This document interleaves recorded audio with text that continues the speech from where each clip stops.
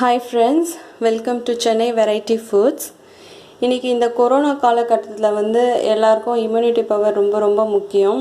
அதை வந்து நம்ம அன்றாடம் எடுத்துக்கிற உணவு மூலமாக நம்ம பார்த்து இம்யூனிட்டி பவர் எதில் இருக்குன்னு பார்த்து நம்ம ஃபுட்ஸ் எல்லாம் எடுத்துக்கிறோம்.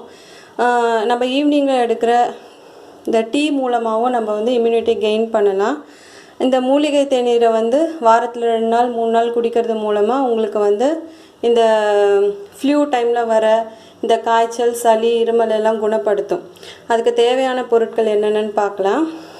1/2 லிட்டர் தண்ணீர், ஒரு 4 கற்பூரவள்ளி இலை, ஒரு 10 துளசி இலை, சுக்கு பொடி, மிளகு பொடி ரெண்டுமே அரை ஸ்பூன், ஒரு 50 கிராம்ஸ் பனை வெல்லம், ஒரு லவங்கம், 1/2 டீஸ்பூன் டீத்தூள்.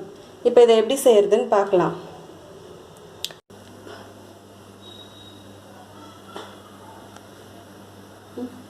இப்போ நான் அடுப்பு பற்ற வச்சு இந்த 1/2 லிட்டர் தண்ணியை வந்து வச்சுருக்கேன். இப்போ நம்ம ஒரு இன்க்ரீடியண்ட்டாக இதில் சேர்த்துடலாம்.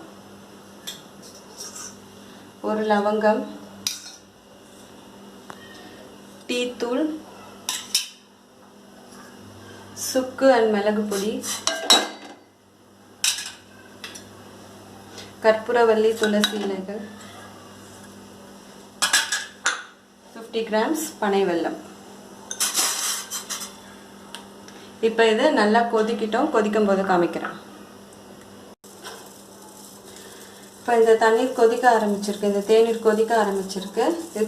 இது வந்து 1/2 லிட்டர் தண்ணி வந்து 1/4 லிட்டர் ஆகிற வரைக்கும் நல்லா கொதிக்கணும். கொதித்த உடனே வடிகட்டி நம்ம குடிக்க ரெடி ஆகிடும். ஓகே, இந்த மூலிகை தேநீர் வந்து இப்போ 15 மினிட்ஸாக கொதிச்சிட்ருக்கு. இப்போ நம்ம இதை ஆஃப் பண்ணிடலாம். ஆஃப் பண்ணியாச்சு.